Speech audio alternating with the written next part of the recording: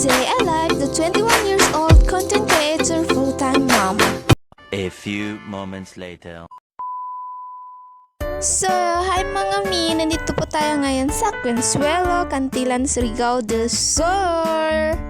And of course, kasama ko yung mga pamilya ng partner ko. Nag-invite kasi yung pamilya ng partner ko kaya yun, sinama niya na kami. Kasi daw, sabi ng pamilya ng partner ko is mag-o-overnight. Kaya ayun, hindi sana sasama yung partner ko kung hindi sasama yung nanay niya. Kasi nga, is mahihain kasi yung partner ko Ewan ko ba kung bakit mahihain yung partner ko hindi naman ako mahihain. Char! O, tignan niyo naman, nagpa-video-video pa ako kasama ko yung dalawang Jonakits ko. At tignan niyo naman yung bunso ko, pa-cute-cute nang yan. At yung panganay ko bagong ligo yan sa dagat. Kaya ayun, basang-basa pa yung ulo niya.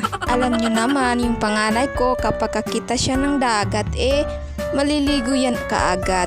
Kahit hapon pa yan. Natawa talaga ako sa kapatid ni Jason, hindi niya talaga na-open yung tubig. At pagkatapos nun is tumutulog na yung mga babies ko. And syempre, kumakain na kami.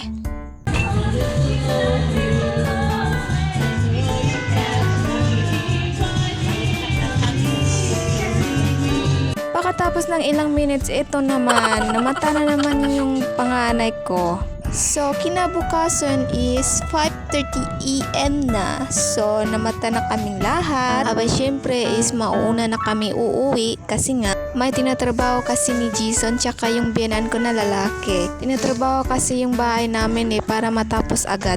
So, hanggang dito lang muna. And thank you for watching. Don't forget to like, subscribe, and follow my page.